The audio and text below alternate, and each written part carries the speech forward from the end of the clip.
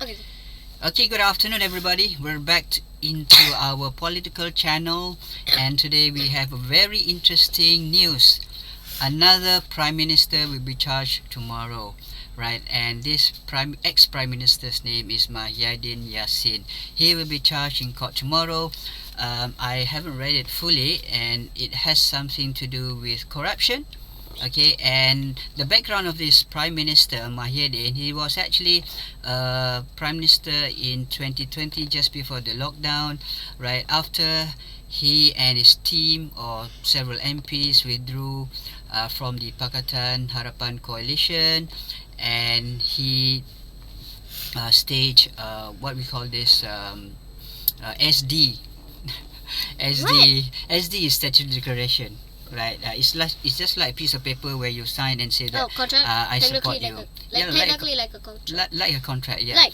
yeah. So he actually forwarded his this SD to the king, and the king saw, to his perspective, that he had the most commanding majority, okay, from of all the MPs there, which is arguable. Okay, and he was appointed the prime minister after what we call the Sheraton move. Okay, this Sheraton move happened when a lot of MPs actually went to the hotel, okay, and had a meeting there, and they decided to support Muhyiddin Yassin as the new prime minister.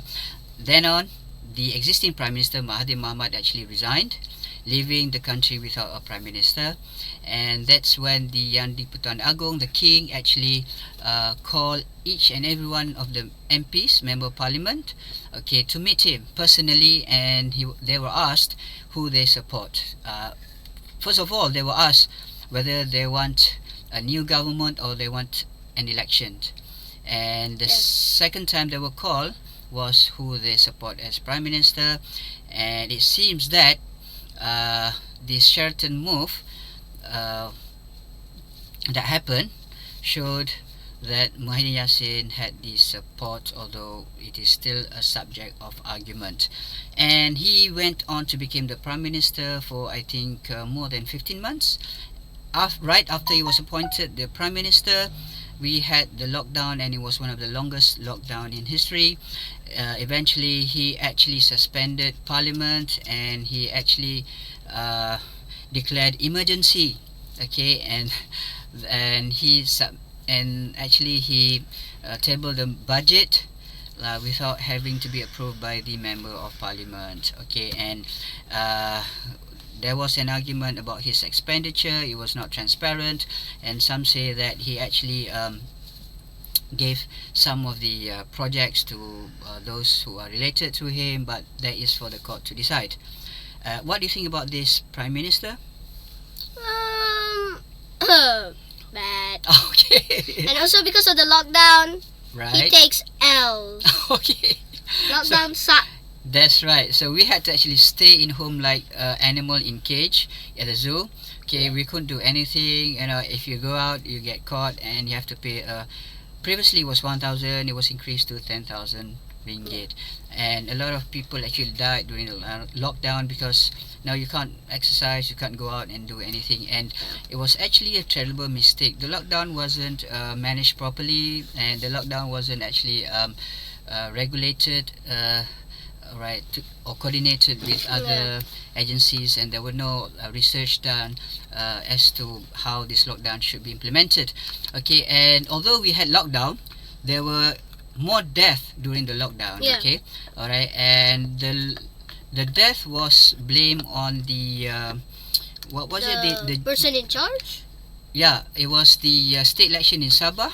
Okay, and we had COVID in Philippines, uh, stretch all the way to Sabah, and all those people from the peninsula went to Borneo, and they came back to peninsula bringing the COVID, and everybody in not everybody, a lot of people in the peninsula got infected by this coronavirus, and it spread all over the country, and then the deaths started to happen. Yeah.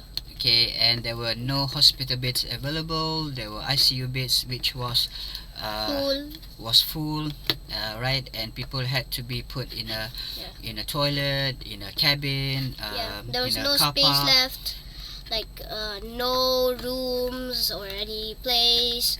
So they pretty much put us in lockdown for the time.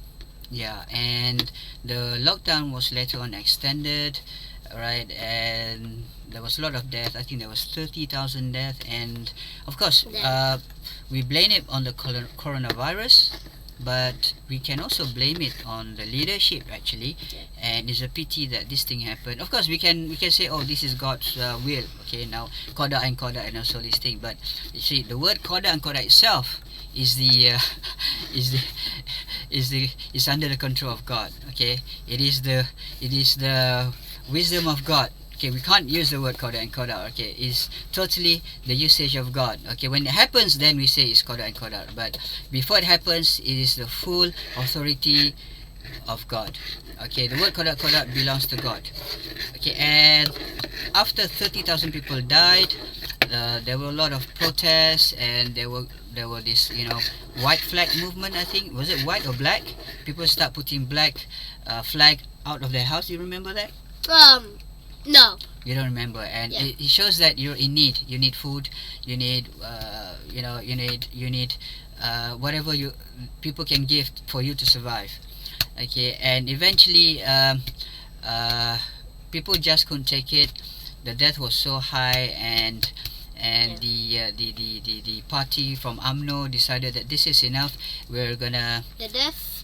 There was more. I am not sure about this or not, but the time the lockdown happened, I think there were more people in the death in the lockdown than because of COVID that time. right. Okay, and after that, the head of AMNO decided to pull their support from the for Prime Minister Mahiaddin, and he had no choice but to resign.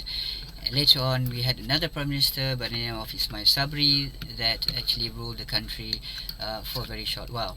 Now, why was he arrested? Why is he charged? And according to the charge sheet here, I haven't read it in full, but it is because that he actually gave out,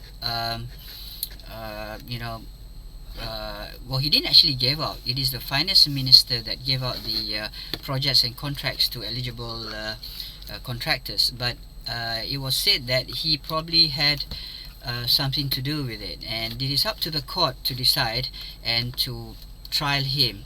And if he is convicted, I think we have to accept it in open arms. And if it is released not convicted, then we have to accept it in open arms as well. But whatever it is, I think this guy Mahiaddin is really, if you compare to Anna Ibrahim, who do you prefer? Anwar, of course. Right, we have it there, guys. We have the answer. Now we're gonna have a state election coming soon, and I think we know who we're gonna support. Okay. Obviously, Yes. Okay, and we're gonna support who you're gonna support. Which flag is it? Blue, green, or red? I forgot which one was he. All right. Okay. Okay, that's it for today, and let's wait for the court to start their proceedings against this former prime minister, and it's going to take a long time before the verdict is being given. Yeah. Okay. Any final words? No. Except bye. Okay. And see you guys tomorrow or later on. All right, that's all, and we're gonna stop this recording here. Goodbye. See ya. Peace.